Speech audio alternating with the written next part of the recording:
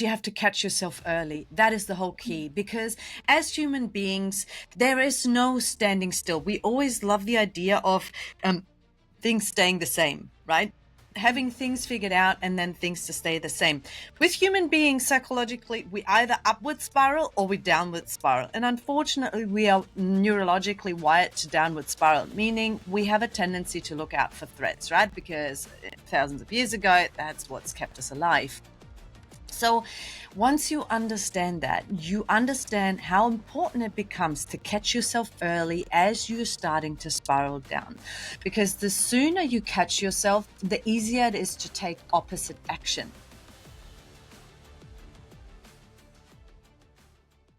Welcome back to the Listening Bea.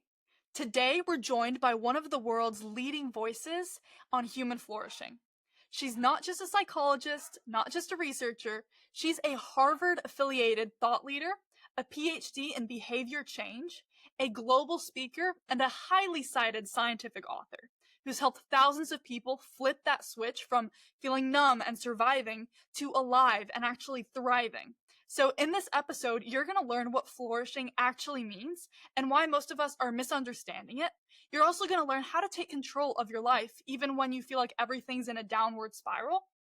And you're going to learn how one life-changing wake-up call led Dr. Maike to her purpose. And if you've ever felt stuck or lost or like you're just going through the motions, this conversation is for you because it'll open up your eyes, shift your energy, and maybe even change your life. So let's jump right in. What is something that you know to be true about human flourishing that no one in your field is brave enough to speak about out loud? Wow. Well, that's a very good question, because most people in my field, I guess, know exactly what we need as humans in order to flourish. I guess there's just different models that people use to orient themselves. So the model I like to use that I think is most research backed is the one by Professor Cora Keyes. And it shows very clearly, and the data shows actually quite clearly, that we need three things in order to flourish in life. And that's emotional well-being, psychological well-being, and social well-being. So if we wanted to put those into very simple terms, it's basically work hard, play hard, and connect deeply. I love it. How do you do that all in your life, because we so often feel pulled to get out of balance with all three? How do you keep them all in balance and find the time to allot to each? Great question, B. And I guess, like with everything in life, it's a constant push and pull, isn't it? It's always about being pulled into so many different directions and somehow having to keep the balance between all of them. Life is so complex and all our lives are so busy these days. And it's no different when it comes to flourishing either. I guess the biggest problem I see is that we just don't have the literacy, the flourishing literacy in society yet. Most people don't know that there's actually a science behind how we can live a good life, how we can be deeply happy, how we can flourish and live with intention and deep contentment and satisfaction. There is a science that shows us exactly what we need in order to do that. So that's what we need to understand in the first place. And then it's just up to us to figure out, okay, across, let's say, these different elements, emotional well-being, psychological well-being, social well-being, where do I currently stand and where do I have room for improvement? And it's no difference from looking at your life as an entirety and going, coaches often love to use something called the wheel of life, which is where we look at the different life domains. So for example, all the things that are important to most human beings, like our romantic relationships, our friendships and wider family, our finances, our physical health and well-being, our leisure time, our interests, our hobbies, those kinds of things. And then to go, okay, how can I ensure that I don't neglect any of these life domains? And it's no different when it comes to flourishing and the elements that are important to flourish. So I guess, it's up to us as individuals to keep an eye on that and ask ourselves, check in with ourselves and ask ourselves, well, where do I currently stand and what might I be able to do to shift that needle a little bit higher? Yeah, I love that. And I think that those three pillars, like you said, they're science-based, they're backed. If you can master those, then you can live flourishing and happily. So if you were in someone's shoes where you don't have them in balance and you're having a hard time flourishing in life, what are your like 0 to 100, like step-by-step process of getting that? So do you have a pen and a paper and then you start drawing circles, or what's your process? Yeah, pretty much. I mean, sometimes I've literally used the flourishing model as a wheel of life to guide us and look across the different models, making sure clients understand, okay, emotional well-being, what does that actually entail? Because we can break it down. And again, research shows in quite detail what exactly that means and what we need in order to cultivate emotional well-being and so forth. And then understanding, how does this apply to your life in particular? So absolutely, we can do that. I just also want to add, though, that it's not so much a matter of, okay, understanding everything completely and then we're the masters and then we will never be unhappy ever again. I just want to say that, just to be real here, because the thing is, you can be across what it takes to flourish. And obviously, as someone who works in that field, I'm very much across what it takes to flourish. And I look at my life pretty much every day and see, where I need to shift things. But life also sometimes just throws us curveballs. Life is so complex. Life can be so challenging. So sometimes it just, flourishing is not even what we're aiming for. Sometimes it comes down to survival. And, you asked something before in terms of what do I wish, or what is like a myth I would love to bust. I think I can't remember exactly how you phrased the question in the beginning. But actually, now it comes to mind. One of the things that is still so misunderstood, even amongst people in my field, they will often say that traditional psychology or clinical psychology, right, which concerns itself with pathology and mental illness and the things that are wrong with us, they'll often say that, and I used to say the same thing in the past, traditional psychology concerns itself with getting people from -10 to 0, right, in terms of, let's say, mental health. And then positive psychology concerns itself with getting people from 0 to +10. As if this is one long continuum or one long scale where you can either, let's say, be depressed when it comes to the bottom end of the scale. In the middle, you're somewhat okay, like moderate. And then on the other end of the scale, you're flourishing. This is not true. There's so much data now these days to show that complete mental health is not one long scale. It is two scales that are perpendicular to one another, basically. They are related and yet they are distinct. So the first scale, sure, takes you from that, let's say, from -10 to 0. It's that takes you from mental illness to having no mental illness. So this is what clinical psychology, traditional psychology concerns itself with. The other scale takes you from languishing, that zombie life you mentioned in the beginning, to flourishing or being deeply alive. This is also called mental well-being. They are just synonyms. So they are distinct, and we need both. In order to be completely mentally healthy, we need the absence of mental illness, but we also at the same time need the presence of mental well-being or flourishing. If we don't have both, we are not okay. Wow, that's like one of the biggest myths everyone doesn't understand, because we all think it's, you go to therapy and then you're done. But no, you go from -10 to 0. Now you need something more to build that life and that passion. Exactly. So to follow up on that, I know that when your son was 4, right, he had a mental Mm-hmm. illness. Mm-hmm. Um, and so this was before you, no? He didn't Correct me have if a I'm wrong. yeah, Or he not. he was diagnosed with cancer. Wow.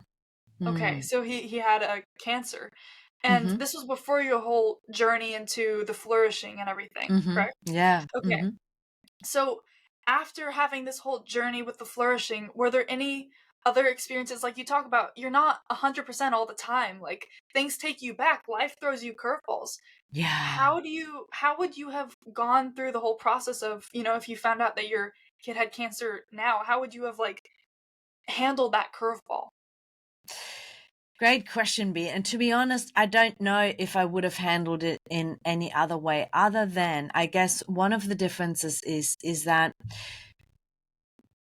these days, when I know I'm struggling mentally, in the past, probably the first thing that would have that I would have stopped doing is look after myself, because it becomes really hard. It becomes hard to get out of bed. It becomes hard to eat, let alone eat properly. It becomes hard to make sure you stay hydrated. Just those very, very basic needs. And when he was diagnosed with cancer, just for your listeners, he's fine now, completely fine. As any mum probably would, I didn't sleep for days. I barely ate. I can't even remember, whether I drank or whatever. Of course, I didn't go outside to go for a walk to get some daylight. I was just bunkering down in hospital together with him, whether he was right next to me or whether he was in surgery or whatever. And I was just absolutely falling apart and turning into the biggest zombie ever. I think I came out of, a week of hospital, then I felt like I came out of that looking 5 years older and looking like an absolutely zombie. So I guess what I know for myself these days is, and I'll be transparent right now, I'm not having a great, let's say, couple of days. And I know, and this is normal, right? Like, we're all the same. Yes. Sometimes life is challenging. But I tell you, I kick myself out of bed, and I don't want this to be confused with depression. I know that, when you're depressed or whatever, it literally becomes impossible for people to get out of bed. But, you're somewhere in between. I make sure I don't overthink. I make sure I don't ruminate. I kick myself out of bed. I make sure I eat, whether I'm hungry or not. And I try to eat well, more so than any other days. I make sure I still connect with people who I know are good for my soul and who love me. I make sure I go outside and get some physical activity. So sometimes we just have to fall back onto the basics, and it's so important. It is not about flourishing. Sometimes it's more about getting through the day. And I don't want it to sound too dramatic, but about surviving. Do you know what I Yeah, mean? no, I totally. Mm, Yeah, it sounds like you like whenever you get up in the day, you still go through the three things, right? Emotional and then psychological and connecting like physically mm, or with people. And mm. then I wanted to follow up on that with energy. Like you say, whenever you're depressed or even if you're just not having a good day, you don't often want to get out of bed. But you get out of bed, you make yourself eat whether you want to or not. You don't overthink. How do you how are you able to do that? Because that is difficult for a lot of people. Like with our energy, if it's low, how do you get it up? Yeah, because you have to catch yourself early. That is the whole key. Because as human beings, there is no standing still. We always love the idea of things staying the same, right? Having things figured out and then things to stay the same. With human beings, psychologically, we either upward spiral or we downward spiral. And unfortunately, we are neurologically wired to downward spiral, meaning we have a tendency to look out for threats, right? Because thousands of years ago, that's what's kept us alive. So once you understand that, you understand how important it becomes to catch yourself early as you're starting to spiral down. Because the sooner you catch yourself, the easier it is to take opposite action. Now, taking opposite action means you have the urge to do something, but you actually force yourself to do the exact opposite. This is a skill anyone can practice any day, especially when you're feeling good, because it kind of cultivates your willpower. And this is exactly what you need then in those moments where you're starting to spiral down. So you catch yourself early because you understand that the sooner you start taking opposite action, the better you're able to turn this downward spiral back into an upward spiral. Because if I'm not feeling great, I don't eat and I don't sleep because I sleep procrastinate and so forth. You go further and further down. You somehow have to turn the ship around. And the sooner you do that, the better it is. The easier it becomes. So, if you do start eating, well, all of this is energy. If you do sleep, if you do stay hydrated and those sorts of things, this is all what gives you energy. And sometimes it's just about building momentum so that when you start to spiral upward a little bit again, then you can also take your foot off the gas pedal and, just almost like float with that a little bit and be carried on by that. Yeah, wow, that's amazing. So right now you said you're not having the best week, so you're in a little bit of the downward spiral. What are you doing to reverse it and do the opposite? Exactly what I said. Literally, I'm making myself wholesome food. I do eat. I wake up at night. I notice that my sleep is not as great. I wake up at night and I notice that straight away my mind is on to the things that are currently occupying me anyway. Mhm. I don't allow myself to believe that by thinking about this at night, I'm going to solve the problem. I think so. This is one of the myths we all have, right? And there are so many people out there who wake up in the middle of the night and they go through their to-do list. They run through a conversation they've had that was difficult and so forth. And we think that just by thinking through it again and again and again, we somehow solve problems. No problem ever gets solved at 2 a.m. ever. So once you understand that, you just don't allow yourself to do that. Again, it's like impulse control. And the more you do this and taking opposite action, the stronger your willpower will become to just quit it in those moments. Sometimes it means, distract yourself. If you can't take your mind off those things, well, then do something. Read for a bit. I don't know, get up, make yourself a cup of tea, even like watch something. I don't know, whatever helps you distract yourself without then continue to sleep procrastinate. But it's exactly those basics. I make sure. So for example, I dance salsa and bachata. I always say I dance it very awkwardly. I don't dance it very well yet. Last night I had a Cuban salsa class. I really didn't feel like going.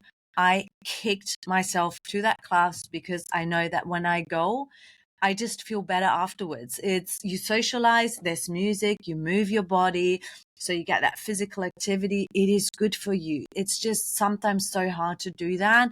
You just have to kick yourself to do those things. And even better when you have friends or other social support where they know you and they're aware of how you're feeling, and they take you by the hand and they say, you know what, we're going. I don't care that you say you don't feel like it. We're going. Yeah, thank you so much for sharing that example. It makes so much sense. And how you are able to cultivate the impulses. Like you said, it's like you have to train your brain and it's hard. But once you get to Mm-hmm. the point where you do it over and over again, then it's easier. So that sounds like a skill that you need to try to take over and over again. But so my question is, how can we create our environment physically, digitally, mentally to help us go from the downward spiral to flip it over? So how do we take control of our environment to do that so it's easier if you're starting out and you don't already have the self, ability to push yourself that hard? What a great question, Bea. And when you talk about your environment, you talk about your socio-ecological environment, right? So you mentioned your physical built environment. You talk about probably friends and family. You Yeah. talk about maybe your workplace or school or university. These are the different layers of our socio-ecological environment. So some of those factors can be really, really hard to change. Politics, far out, society. I mean, they are all part of our environment. I know you're based in the US. There's so much going on in the world at the moment. So the first step is always to discern what you can control from what you can't. And the things you can't control, just put them to the side. Okay, accept them for what they are. And some things, like your physical built environment, for example, that can be really hard to change. Other things can be easier. For example, you might have some friends who love you dearly and support you unconditionally or whatever. And you might have friends where obviously you share some common values, but maybe when it comes to certain situations, they're not necessarily there for you, or maybe they don't understand, or maybe they have expectations of you rather than just showing up and rocking up and supporting you even. So I would say become very, very smart in who you give your time and attention to and your energy. So just hang out with the people who are good for you, leave the others, put them to the side, keep an eye on yourself. Are you just spending time with them because you're people pleasing? That our social environment is so powerful in the way that it influences us. So just become very selective.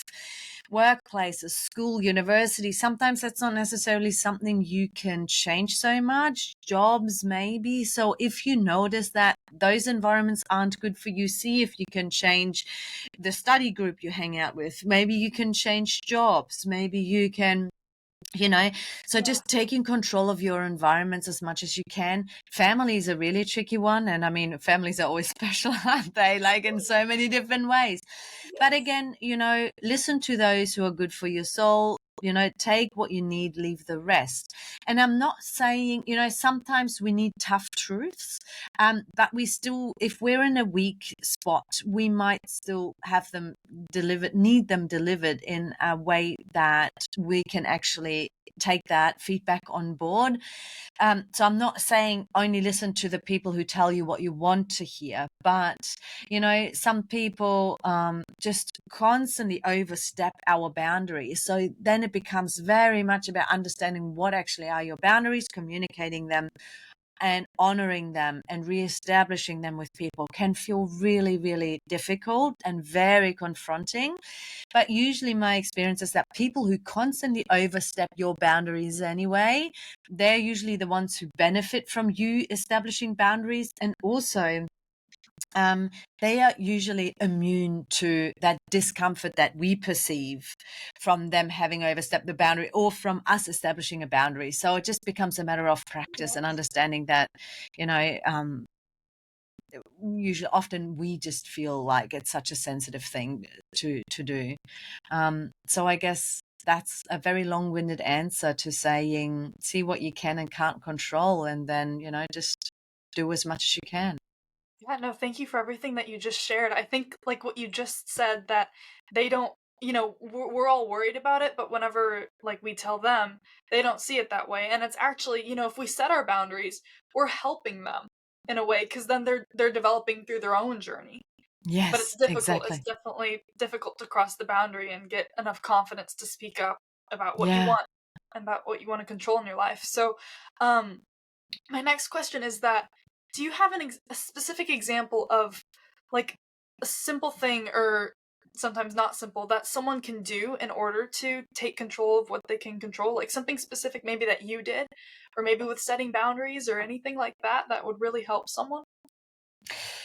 Well, it's pretty much what you said a little bit earlier. These are all skills we can cultivate. They're all skills we can cultivate. And isn't that so powerful? So, even just identifying what currently needs to be done, is it that you need to understand all the things that currently have influence over you and understanding what you can and can't control?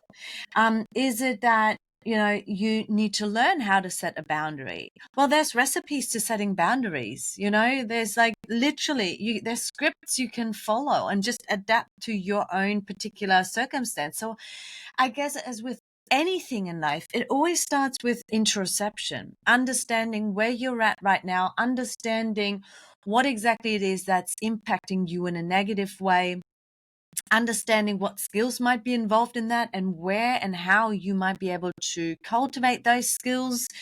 It just takes a little bit of, I guess, getting an overview over your current life and your situation, and then analyzing what needs doing. It's almost like project management. That's the way I look at it. It's I really love it. logical. It's just, or is it that you just need to regulate emotionally?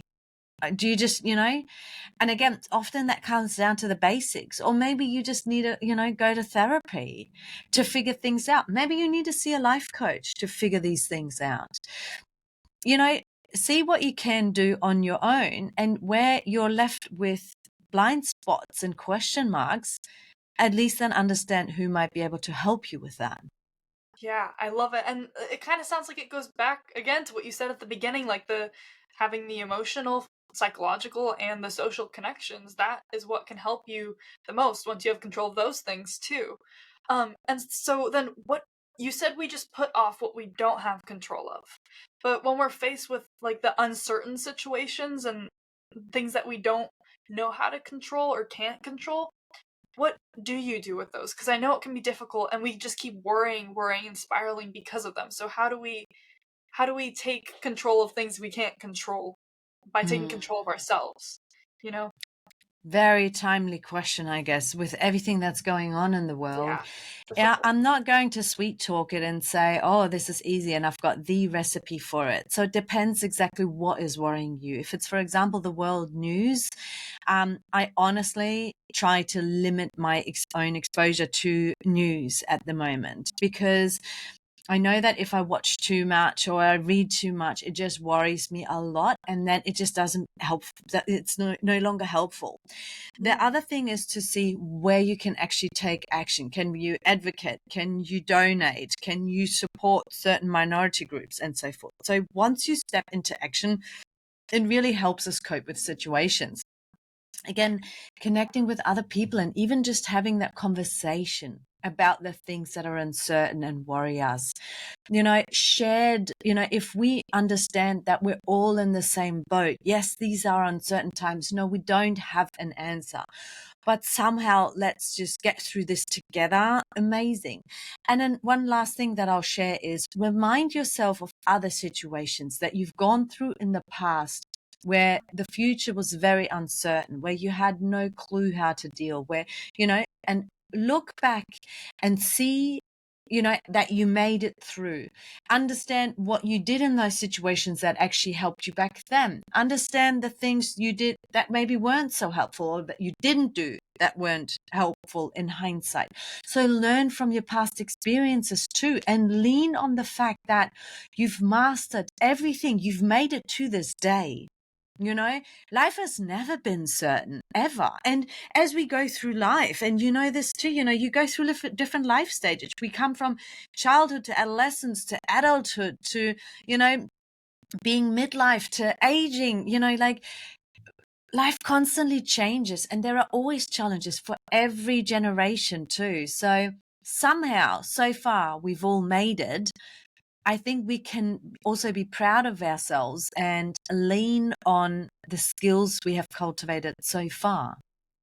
That's beautiful. I love how you say that we can use, we've gotten here, so we use the past experiences we've been through as motivation to get through the current ones. And Yeah. also that you mentioned, even if we can't control something, we can take action around it so we feel like we have some part of control of it. So Yeah. I love it. And all of the science-backed things that you've shared today have been amazing. And now I just have one last question, which is the legacy chain from the last guest. Do you want to know her question? Are you ready? Yes, please. Okay, Not sure I'm ready. hers was, when was the last time that you sat down and had an unjudgmental, open conversation with someone from a younger generation? And what was it about? Wow. Yeah. Um, well, a younger generation, I have children. My children are 14 and 17, so I have two boys. So I guess that is definitely the younger generation, I guess, that I have conversations with and open chats about.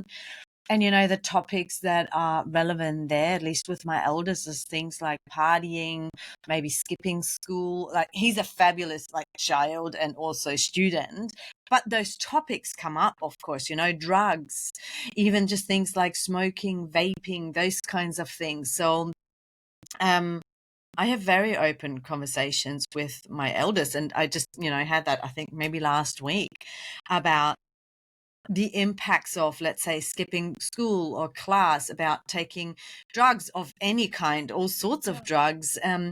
Also things like sexual intercourse, consent. I have boys. How important is it for me as a mum to raise the next generation of men who are aware of things like consent and respect, when it comes to the bedroom? Even though, of course, far out, you can imagine the facial expression of my son. They do not necessarily want to have those conversations with their mother. Mm. But if not me, then who? So, Right. and when you ask, open conversation, I am open because I literally say it how it is and how it was for me. When I was younger, have I skipped school? Absolutely, a lot. But, I come from a different family and from a different household and a different generation. Have I done drugs? Far out. I've done a lot of drugs and a lot of different drugs. And yes, I am open about that.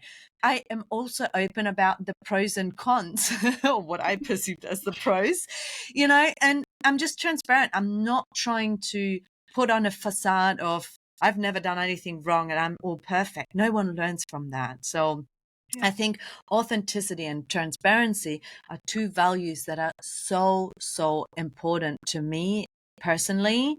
So I will pass that on no matter what generation I talk to. Oh, that's beautiful. You sound like an amazing mom to be able to listen and share. I'm just glad my children are not in the podcast right now. But thank you. They watch it. I love it. Thank you so much for everything that you shared, especially the fun stories. You're amazing. Thank you so very much for having me. And likewise, cannot wait to see what you get up to and what you do with your life. I know whatever you put your hands on, you'll do amazing. Thank you. And more people, if they want to learn about all of your work, you have an amazing website. And remind me the handle of it so they can all go.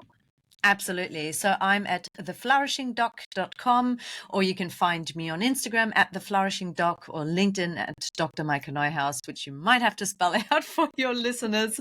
I'll But put yeah. links in the description. Yeah. Awesome. Yeah. Great. Feel free Thank to you. connect. Thank you. Thank you so much for having me.